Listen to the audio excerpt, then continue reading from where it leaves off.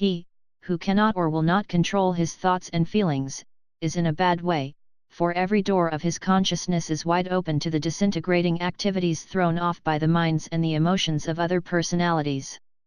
It takes neither strength, wisdom, nor training to give way to unkind, destructive impulses, and the full-grown human beings who do this are but children in their development of self-control. It is a blight upon the life of mankind that so little control of the emotions is taught humanity from the cradle to the grave. Attention to this particular point is the greatest need in the Western world today.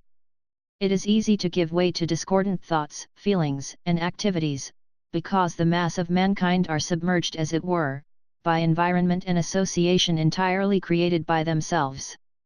The individual, through his control of the outer consciousness, must make the effort to rise out of this condition by his own free will, in order to transcend these limitations permanently, and no one can hope to rid his life and world of misery, discord, and destruction until he leashes his own thought and feeling. In this way, he refuses to let the life flowing through his mind and body become qualified by the discord resulting from every little disturbing occurrence in the world about him.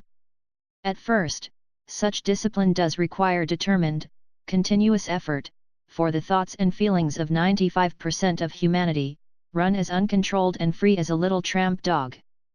However, no matter how much effort it takes to bring these two activities under control, it is worth any amount of time, energy, and effort, and no real, permanent dominion of one's life and world can take place without it. It will be my pleasure and privilege to teach you the use of these higher laws.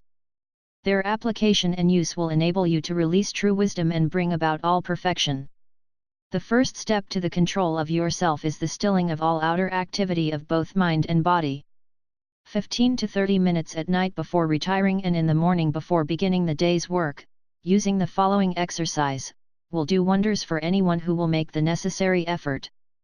For the second step, make certain of being undisturbed, and after becoming very still, picture and feel your body enveloped in a dazzling white light. The first 5 minutes while holding this picture, recognize and feel intensely the connection between the outer self and your mighty God within, focusing your attention upon the heart center and visualizing it as a golden sun. The next step is the acknowledgement, I now joyously accept the fullness of the mighty God presence, the pure Christ. Feel the great brilliancy of the light and intensify it in every cell of your body for at least 10 minutes longer. Then close the meditation by the command, I am a child of the light. I love the light.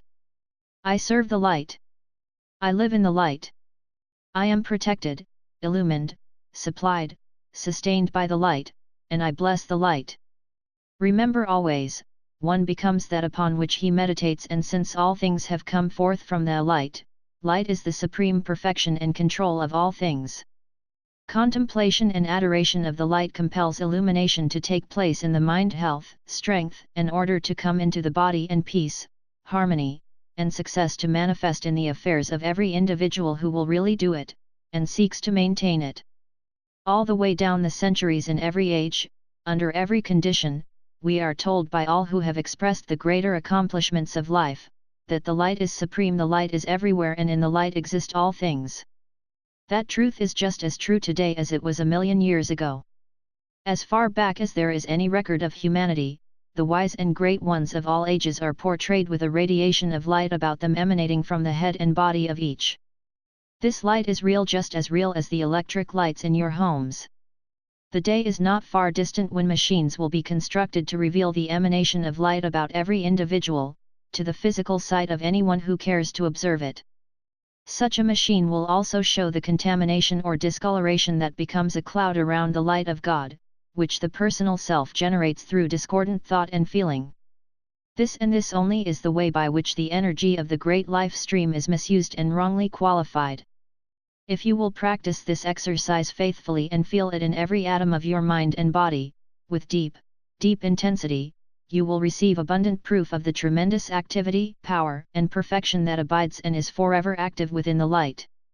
When you have experienced this, for even a short time, you will need no further proof. You become your own proof.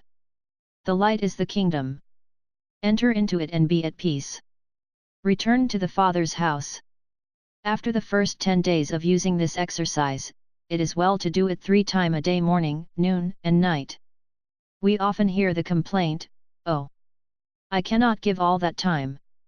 To any who are of that opinion, I wish to say simply this. The time the average person spends in criticizing, condemning, and blaming people, conditions, and things for not being something other than they are, if occupied with this recognition and use of the light, will make heaven manifest on earth for the individual who dares to try, and has determination enough to maintain it. Nothing is impossible. The light never fails. The light is God's way of creating and maintaining order, peace, and perfection throughout His creation. Every human being on this earth can have all the time he wants in which to do this when his desire to do it is intense enough. The intensity in the desire itself will reorder the world of people, conditions, and things so as to provide that time, if he earnestly wish to use it for his upward climb.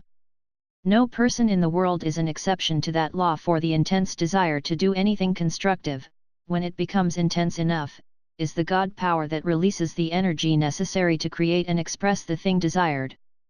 Everyone has the same supreme privilege of contact with the all-powerful presence of God, and it is the only power that ever did, does now, or ever will raise the personal self and its world above earthly discord and limitation. My beloved son, try this with great determination and, know God in you is your certain victory.